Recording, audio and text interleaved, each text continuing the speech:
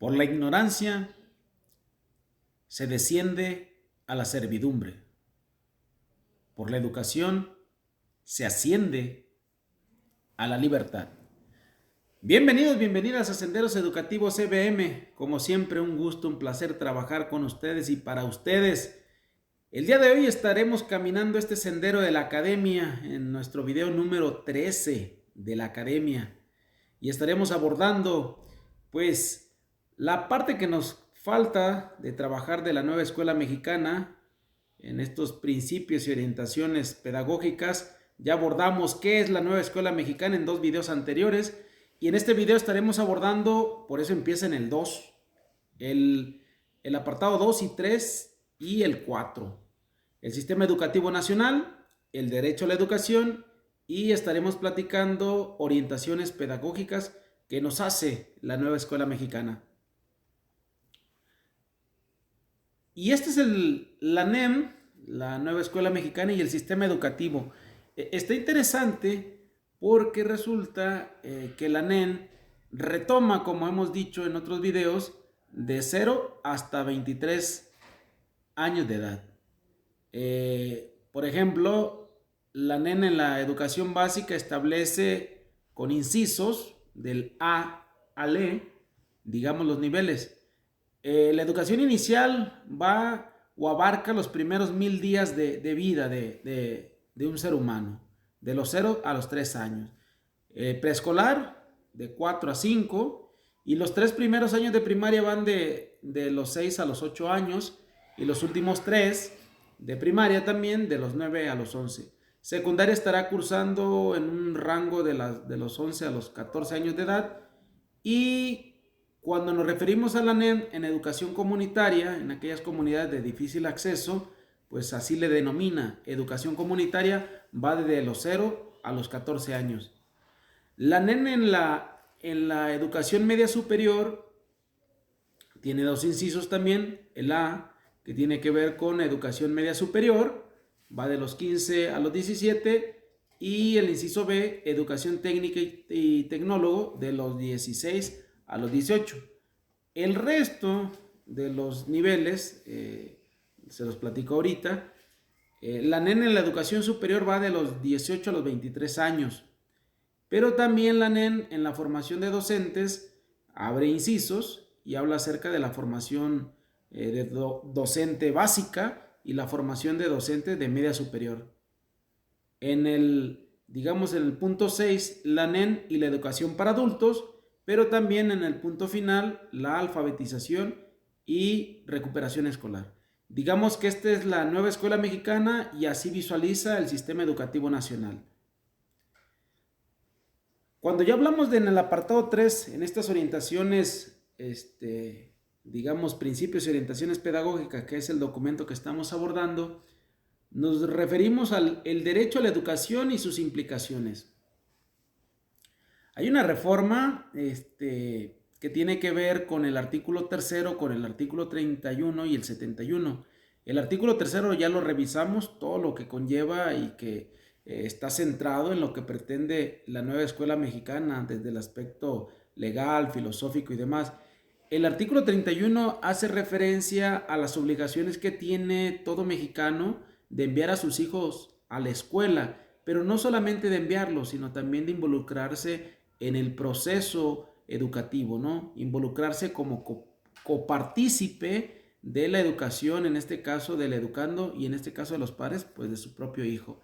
Y el 71 es un artículo amplio, pero que también habla acerca de la nueva escuela mexicana, en qué consiste, qué es lo que se reforma y retoma sobre todo la parte de los recursos económicos.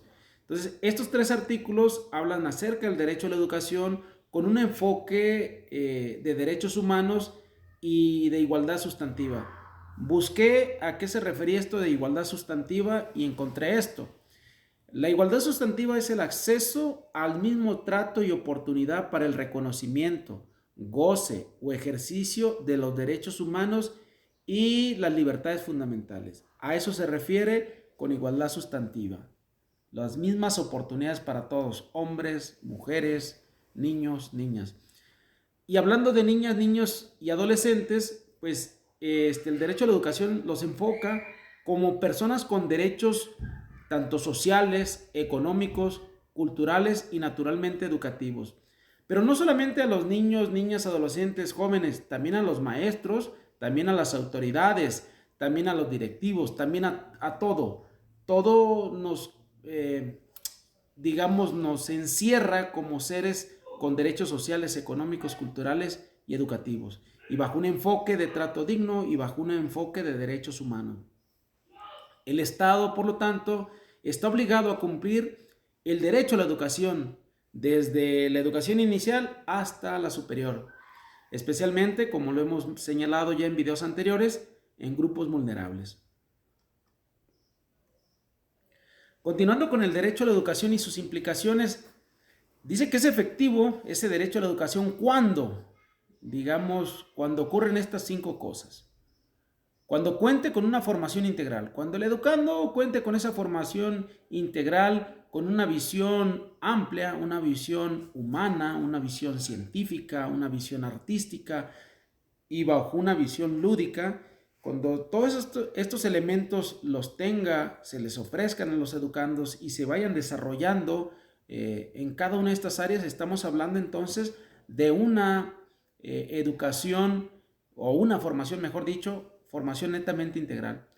Y también debe ser considerada como personas que pertenecen a diferentes contextos. O sea, cuando la educación considere que el contexto influye y el contexto sea considerado para que el alumno aprenda, en ese momento se estará dando realmente el sentido de equidad, el sentido de trato, el sentido de justicia. Bajo esa línea se debe de contar con maestros comprometidos, ¿no? ¿Comprometidos a qué? A ese desarrollo de formación integral, comprometidos a dominar las temáticas, los contenidos, las partes metodológicas, el poder llevar un ambiente de trabajo agradable. A ese tipo de maestros estamos refiriéndonos, a ese maestro que sea capaz de generar actividades de carácter atractivo, de carácter lúdico, pero que tienen que estar enmarcados en planes y programas que tengan actualización y que consideren todos los aspectos desde la parte local, pasando por lo municipal, lo estatal, lo nacional, hasta llegar a lo internacional. Y siempre lo que se trabaja en planes y programas de estudio, lo que ofrezca el maestro como responsable del grupo de niños, tiene que ser en un ambiente escolar incluyente. Todas las ideas anteriores, digamos que son las bases que sustentan a la nueva escuela mexicana para las orientaciones pedagógicas, que es lo que sigue. Pero antes de seguir, darle las gracias. Gracias, como siempre, al atravesar este sendero, en este caminar de academia. Gracias por compartir ese lado, sabor a aprendizaje, sabor a algo agradable, que es compartir la academia, que es aprender juntos. Gracias por su like, síganse suscribiendo. Continuamos. Gracias de nueva cuenta.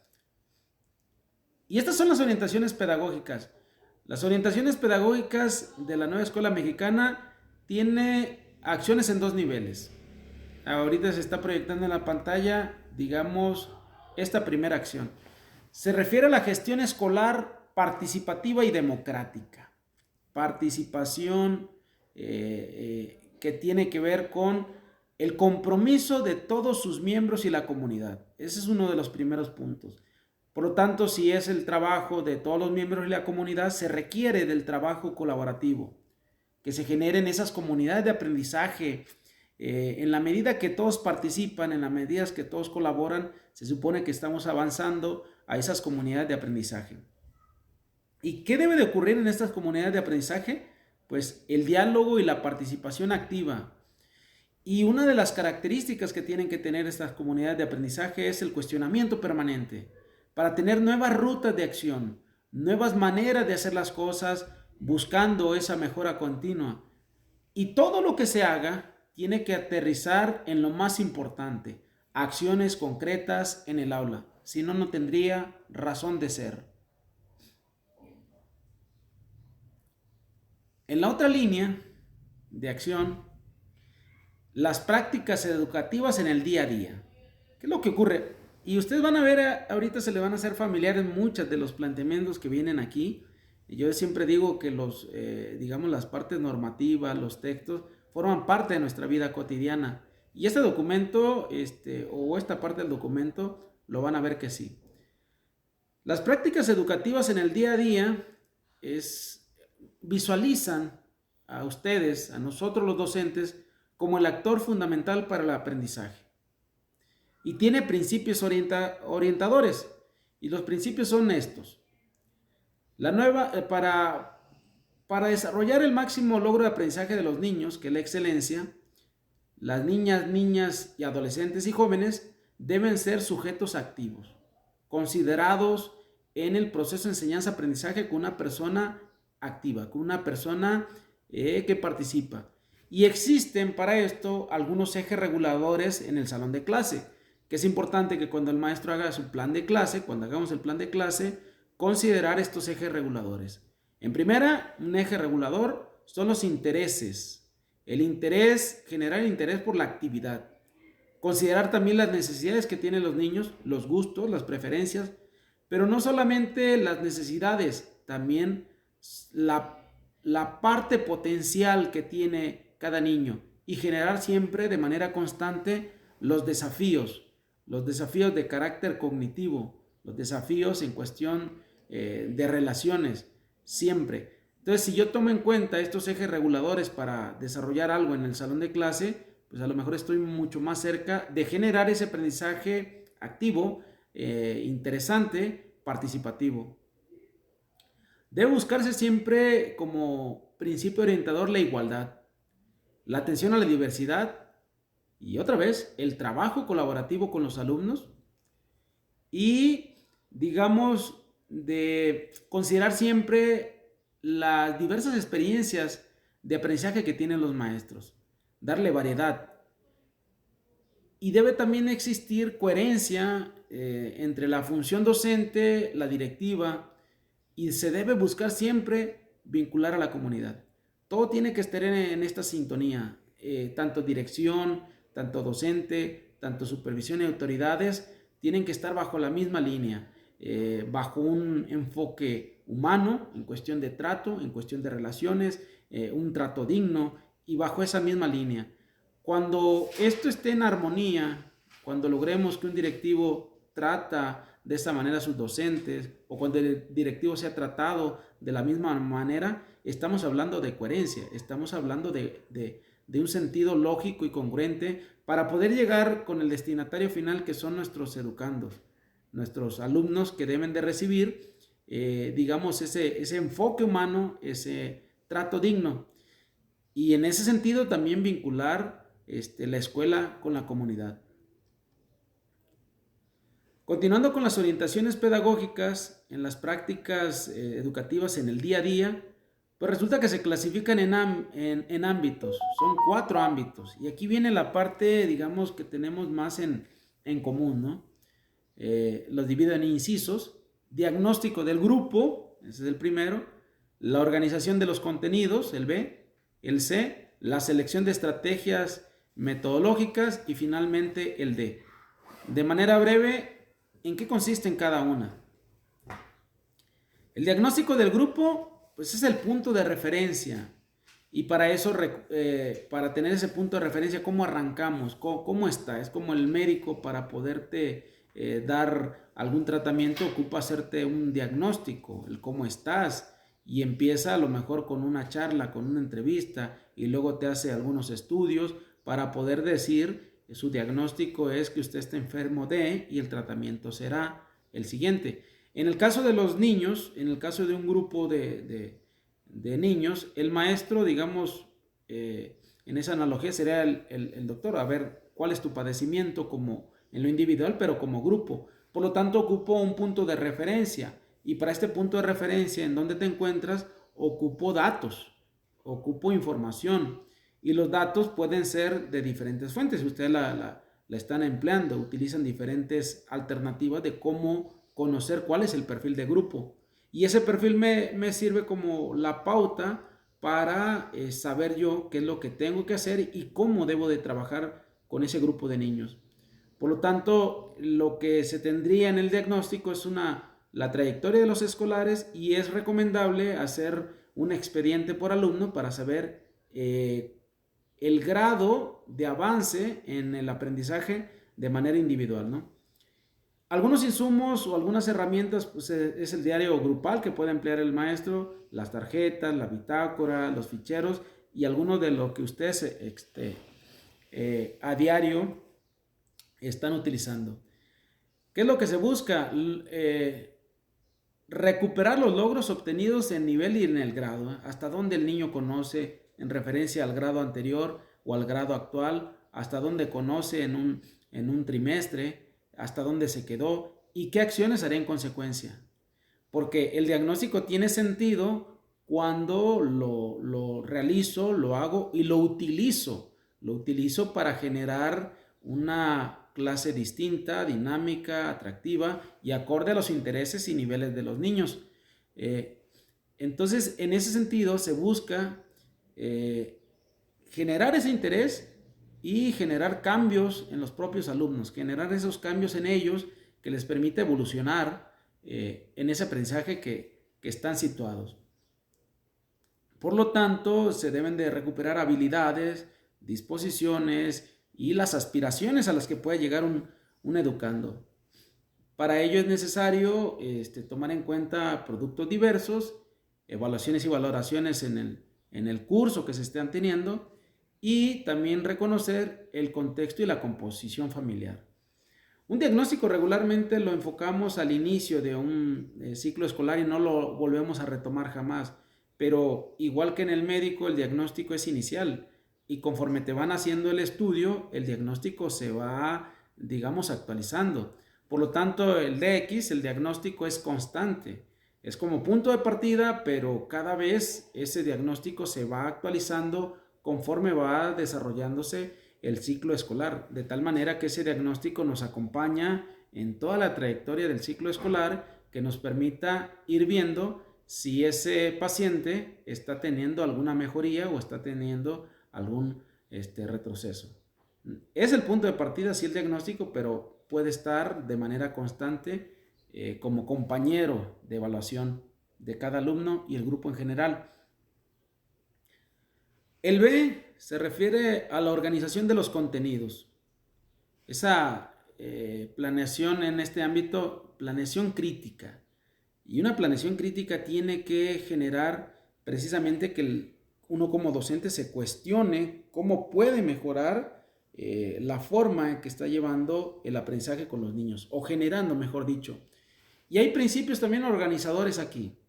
Y la primera de ellas tiene que ver que el docente se interrogue las formas que organiza los contenidos. ¿Cómo lo hago? ¿Por qué lo hago? ¿Me resultó? ¿No me resultó? ¿Qué puedo modificar? ¿Consideré los intereses de los niños? ¿Utilicé material atractivo? Ese tipo de cuestionamientos antes de ponerse a plasmar lo que es digamos, la planeación para ejecutar en la semana. Simple y sencillamente, si lo respondo, quizá esto es más cerca de llevar con mayor éxito esa planeación didáctica. Por lo tanto, tiene que considerar la comunidad escolar y tiene que ofrecer, bajo el enfoque humano, bajo el enfoque de generar interés, una pedagogía lúdica. El juego tiene que estar presente, las actividades de movilidad tienen que estar presentes, y debe también tomar en cuenta qué estrategias va a compartir con los padres de familia para que brinden el apoyo desde casa. Y las estrategias tendrán que ver con ser claras, que ser concisas, y que no haya lugar a dudas el cómo puede apoyar el padre de familia para ese contenido en específico que se está abordando. Viene también el diseño de los materiales. Conocer el contexto te permite solicitar del contexto lo que se requiera. No necesariamente el material más costoso y más vistoso y más elaborado es el que te oferta la garantía de que se va a aprender, ¿no? A veces el diseño más cercano le representa más a un niño y te puede dejar un mejor rendimiento en cuestión de aprendizajes. Siempre va a ser necesario, les decía hace rato, considerar el diagnóstico, un diagnóstico que se está actualizando y en ese sentido se está poniendo de manifiesto en ese expediente individual.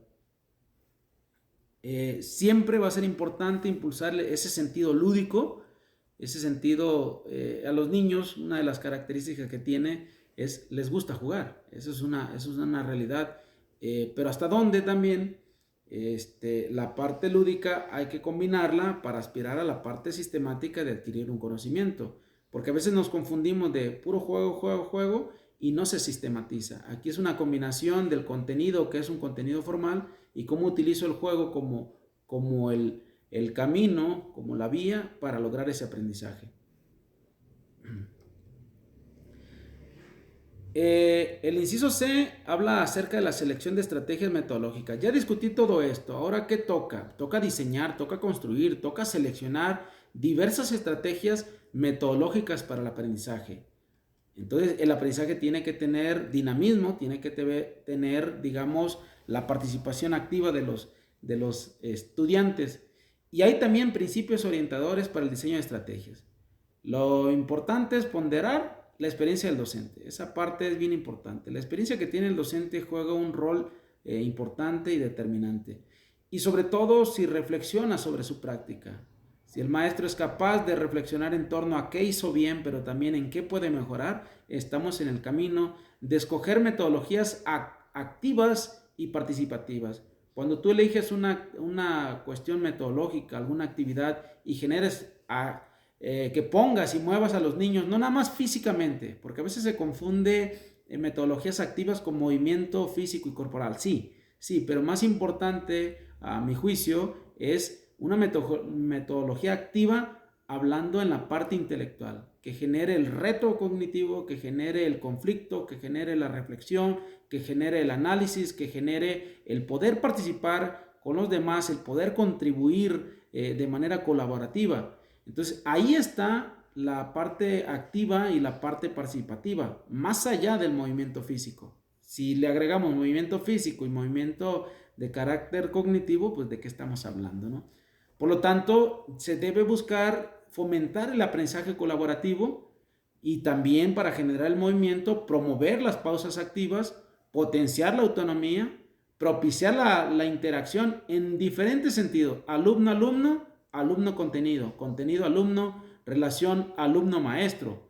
Todo esto debe propiciar a través de la interacción. Y obviamente, bajo esa metodología activa y participativa, la selección de materiales y recursos toma y cobra mucha importancia. Por lo tanto, también cobra importancia contextualizar las actividades en las que se va a desarrollar, ¿no? No es lo mismo el trabajo en la ciudad que en el campo, o el trabajo en la misma ciudad del turno matutino que el vespertino. Por lo tanto, hay variaciones desde el apoyo de los padres de familia, desde la parte de los recursos económicos. Y si alguien trabaja en un contexto donde predomina una clase media, hablando económicamente, hacia arriba, pues a lo mejor le puedes dejar plastilina y cosas de la papelería, pero a lo mejor el turno vespertino adolece, carece de economía y los mismos materiales, aunque sea el mismo grado, pues no se los puedes encargar. Y ahí entra la capacidad de contextualizar las actividades acorde al lugar donde está inmersa la escuela. Y finalmente la evaluación, que es vista como un proceso en donde que construye información en el ámbito escolar para retroalimentar y tomar decisiones para la mejora continua. Esa es la evaluación, ese es el enfoque, o sea, no es evaluar para calificar únicamente, sino para retroalimentar, para reflexionar, para tomar mejores decisiones que vayan en busca de esa mejora continua. Y están involucrados no nada más el docente. Cuando hablamos de evaluación es una panorámica un poco más holística, un poco más global. Es cierto, tienen una temporalidad específica. La temporalidad puede ser de la vida cotidiana en la propia escuela y los periodos que oficialmente nos establecen de que tenemos que dar una calificación. Ahora sí, entonces, pero la evaluación es constante, la evaluación es permanente y por lo tanto debe de conectar acciones significativas, porque la evaluación se construye desde la práctica en el aula de todos los actores. Y por lo tanto implica también la sistematización de la información, que esa es la parte clave importante. Después de hacer todo esto, lo que nos toca es sistematizar la información para llegar a un punto que tenga que ver con acciones. Tiene ámbitos de construcción de información y, por ejemplo, habla acerca del trayecto, una trayectoria formativa de los estudiantes. Esa es la parte de, para eso hago la evaluación, para buscar apoyar en la trayectoria académica y formativa del estudiante y que impacte de la mejor manera posible. Pero también le sirve al propio plantel el hecho de que cada maestro, cada grupo tenga la trayectoria formativa del estudiante, del grupo, para que la gestión escolar como institución vaya en busca de una mejora continua, vaya en busca de alternativas. A través de los consejos técnicos se tomen las mejores decisiones a raíz de lo que se trabaja, a raíz de los resultados. Y por lo tanto deben impactar en la práctica docente. Cuando yo veo que un grupo de alumnos no alcanza los aprendizajes esperados, o el grupo, o la mitad del grupo, quiere decir que a lo mejor hay algo que podemos mejorar, hay algo que estamos haciendo bien, pero también hay algo que es un área de oportunidad que nuestra práctica docente debemos de cambiar y modificar.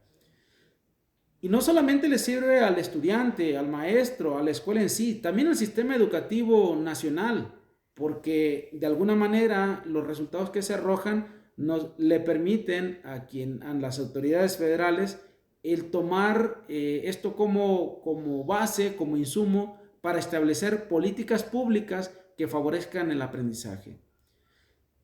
Si pensamos en los maestros, hablamos en una evaluación diagnóstica, en donde la evaluación diagnóstica, pensando en los maestros, no en el grupo porque ya hablamos, son las áreas de oportunidad que tiene el magisterio. Por ejemplo, quienes vivimos el proceso de preregistro, nos hacen digamos, una especie de examen de habilidades socioemocionales y que no te da una calificación, sino que lo toman como insumo precisamente como una evaluación diagnóstica para saber cuáles serían esas áreas de oportunidad que tendrían que ofertarnos el próximo ciclo escolar, aquellos cursos, aquellos espacios de formación continua que tendríamos que tener los maestros, pero ocupamos un insumo.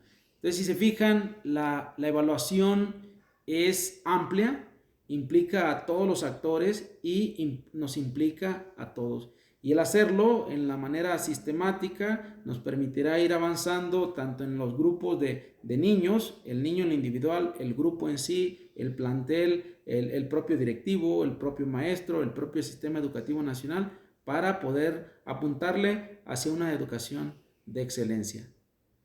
Esta es la temática, esta es la nueva escuela mexicana en estos principios y orientaciones que hemos desarrollado a través de 3 videos.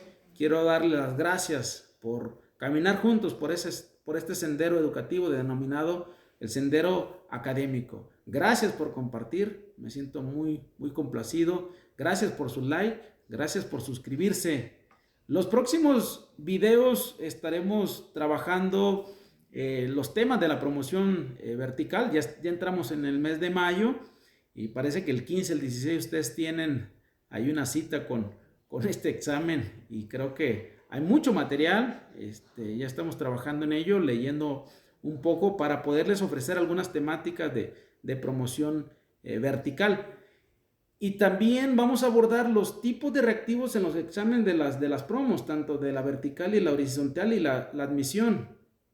Y por ahí, en un video más les estaré compartiendo previo al 15 y 16.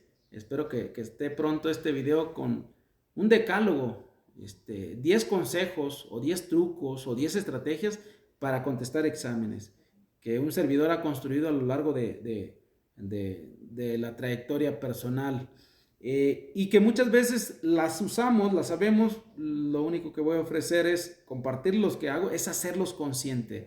Esa es la gran idea de ese video. Entonces, los invito a que nos sigan acompañando, como siempre, un gusto, un placer. Es dominguito, hay que salir con la familia a comer. Que estén muy bien. Un saludo y seguimos trabajando con ustedes. Nos seguimos encontrando. Senderos Educativos EBM, como siempre, un gusto, un placer trabajar con ustedes. y para ustedes. Que estén muy bien.